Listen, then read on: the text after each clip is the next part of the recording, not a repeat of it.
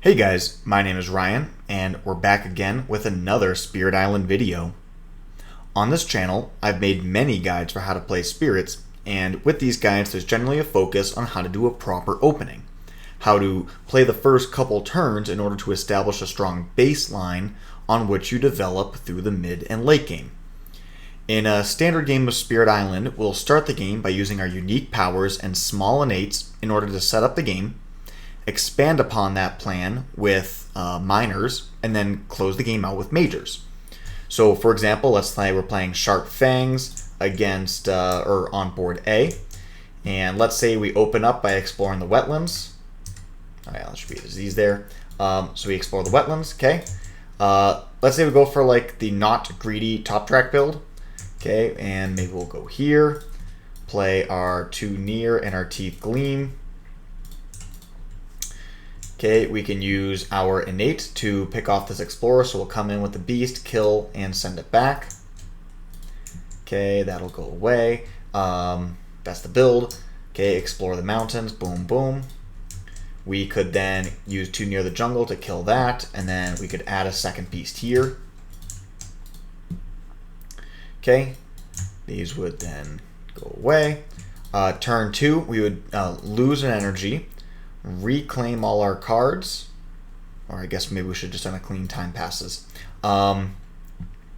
Lose energy, reclaim all our cards, gain a power card. Let's say we just gained this minor right here, and then we can add another presence. We got a Rain of Blood, which takes a sacred side, so let's just say we did that. Okay, then we can play some one of these two cards here, plus one of any of these other cards that have an animal. So let's just say we do something like, two near the jungle plus like a terrifying chase. Okay, with our innate, we could kill this town and then, bring these beasts in.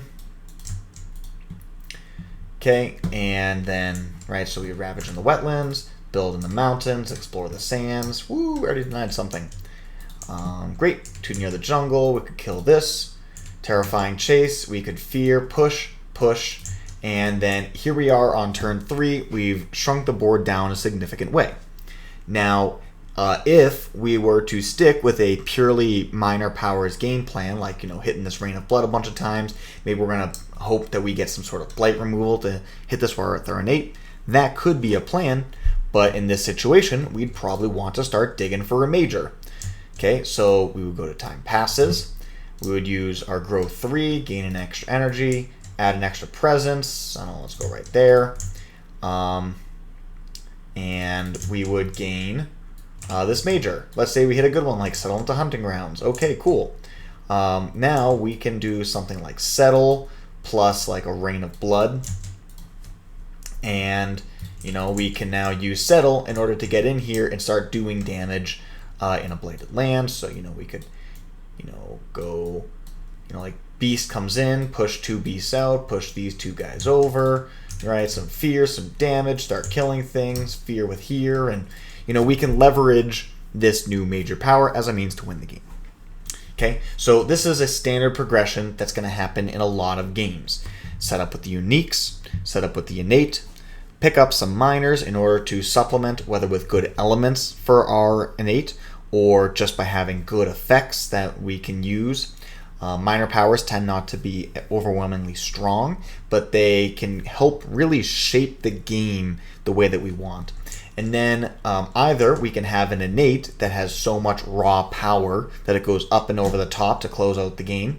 With Sharp Fangs, we don't have any significant high damage innate, so we'd have to flex into a major in order to close out some kind of tricky situation. Okay, so while every spirit will have a different approach and a style, this is generally how games progress. So recently, I did a video overviewing on how to play Finder of Paths Unseen. And with Finder, I mentioned that, especially in solo play, you have to actually win. And so that means you are reliant on picking up a good major to actually close out the game. So a question exists is, how can we set up the game to maximize the potential value of any major that we could gain. We don't even know what card we're going to gain, but is there a generic way that we can set ourselves up for the most value possible? And this gets into a way that I think about majors, and I put them into two broad categories: tall majors and wide majors. So every major power in the game has an elemental threshold, which makes them more powerful. Okay, we always want to pick up majors that are on element for us. By picking up that threshold, we gain access to significantly more power, which means that we have access to more total power in the game, and we need that power to actually win. So we want to always be aiming for these thresholds, and these thresholds, like I said, we can break up into two categories. They can either be tall or they can be wide. So tall major powers, when they are thresholded, they do more of the same thing, or they have a greater impact in the land that is being targeted. Okay, so wide means that the power affects more lands than what was originally targeted. Since nearly all powers in the game only affect one land, having the ability to affect multiple lands with one card is a unique benefit. So let's take a look at some examples. Here, these are the powers that I am saying are tall. And 42 of the 66 major powers in the game, or 64%, I would classify as tall. Okay, this means with such a high percentage being on the tall side as opposed to the wide side, it is reasonable to expect that we will get at least one tall major every single time that we go to gain a card. Okay, so this upper half here is 28 of them. These ones are just do more of the same thing in the same land. Some clear examples of that is like Pillar of Living Flame. In target land, do 5 damage. If you hit the threshold, do 5 more damage. Do double the damage. Okay? That's obvious. Pyroclastic Flow, do 2 damage. If you have the threshold, plus 4. So it triples the damage in that land. You might have something over here like Terrifying Nightmares. While it only affects the board in the same way, it gives you 4 more fear, and so you have a more magnified effect coming from a single land. That 4 extra fear is basically a whole fear card. Okay, now these bottom ones give you something extra in that land. It is not a direct magnification of what you're already doing, but it gives you a little something that's a little bit different or a little extra. So, for example, Irresistible Call, right? It brings a whole bunch of things into a single land.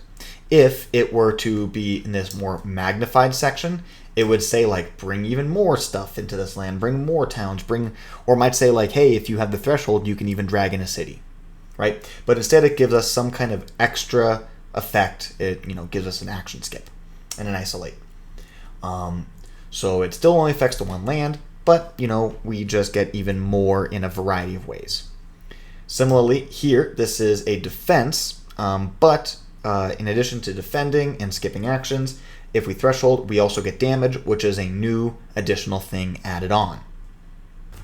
These tall powers, like I said, affect one single land, and they do significant effects in it. So because we are pretty much always going to be getting a tall land, in general, it is best to put all of your problems into one single land. There are some examples of things that are terrain restricted. Okay, Accelerated Rot comes to mind, or maybe it just needs to be adjacent to a jungles or adjacent to a sands. But in general, building things up, being really, really tall in one single land is the way to go. Now let's compare these to the wide cards. Okay, so 24 of the 66 majors are wide. Okay, that is 36%. It is possible that we might not get any wide powers whenever we go for a power gain, although we can reasonably expect to always get one. 9 of them are basically just repeat this card. So some of them literally just say that, like sea monsters, land thrashes in furious pain and insatiable hunger of the swarm, their threshold literally says just repeat this power. Some of them might as well just say repeat, right? Like, so Vigor of the Breaking Dawn says do this effect in a land, and then if you have the threshold, move to Han and then do the exact same effect again. So it's functionally like a repeat. Same with like Savage Transformation or Tiger's Hunting. They are functional repeats even though they're not explicitly written as such. Okay, and these other 15 cards give us some kind of benefit, but it affects adjacent lands to the target land or other lands besides the target land.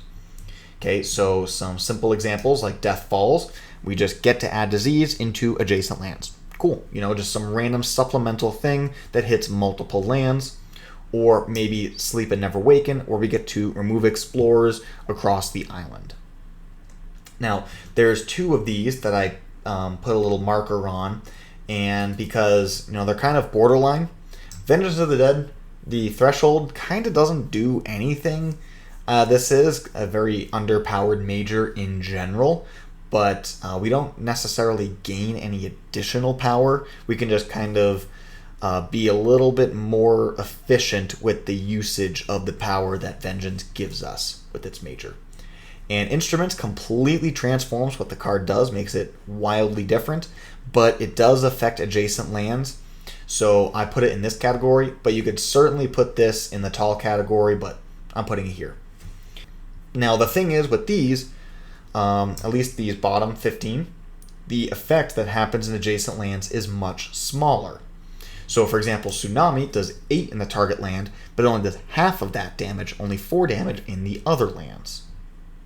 Okay, Trees and Stone Speak of War gives us damage and defense, but this one gives if we hit the threshold, we can create up to a defend 4 in adjacent land.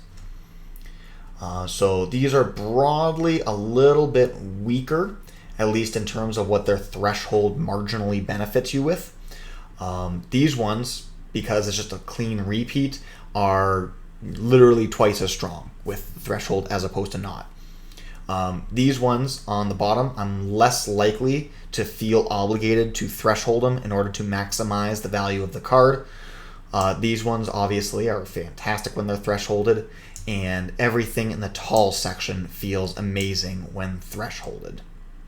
Similar to how major powers are more tall than they are wide at about a 2/3 to 1/3 ratio, if you take a look at the spirits with their innate powers, we have about a 2/3 to 1/3 ratio of spirits that are tall versus wide in terms of their innate powers.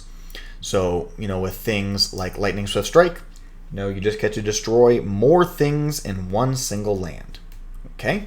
Or Vengeance, do more damage in that one single land. The spirits that could be kind of fringe on this would be green, because your left innate can be used in different lands each time you use it. However, it is such a tiny amount of damage, you always wind up using it in the same land anyways, just so you can get anything killed. And the other one is Serpent with the bottom tier of the right innate, but it takes so many elements and it is so expensive. It is very, very aspirational. You never actually get to use this thing. And everything else in the kit, or at least in terms of innates, is tall. So I'm calling him tall. Now on the wide side, I'm kind of stretching to try and put anything over here on the wide side. So Keeper with the 4 plants can take the left innate and divide the damage between 2 lands. So once you hit a threshold, you do become wider. So that's that. Similarly, with Heart of the Wildfire, with the 4 fire and the 2 air, you can divide your damage between different lands, so that makes them wider. Now, Volcano's pretty obvious, right, with his innate, especially in combination with a special rule. You even at 2 presence, you get to do damage in 2 different lands, but certainly once you do the 6 and the 10 presence eruptions, you're going to be hitting multiple lands at the same time. Stone has a repeat on his 2 sons. Finder has a repeat. Also, the right innate is 3 separate innates. Sunbright Whirlwind is easily the most complicated of all of the Horizon spirits because the innate is wide as opposed to tall, so it's a lot less intuitive. That 2 sun, 4 air tier is what makes this wide, and that's the thing that was hardest for me to understand when I first picked up the spirit. Lure has a repeat on both, and then Downpour's left innate affects your presence everywhere on the island, which is inherently quite wide. So what's the strategic implication of everything that I'm saying here? Well, most spirits in the game have the ability to push invaders around a little bit. And even if you're playing a spirit that doesn't, you might have a fear card or an event card that will give you a free push. So since we know that most spirits and most mages in the game are tall, meaning that they are more effective in a single land than they are wide, meaning that they can do things in multiple lands, it is always better to put all of your problems into a smaller quantity of lands.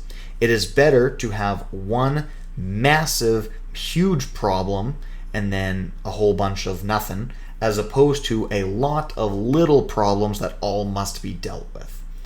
So anyways, I hope this quick little video could be helpful for you. Maybe you can find ways to pick up efficiencies out of every tiny little opportunity that the game gives you. Anyways, that's all for today. Cheers.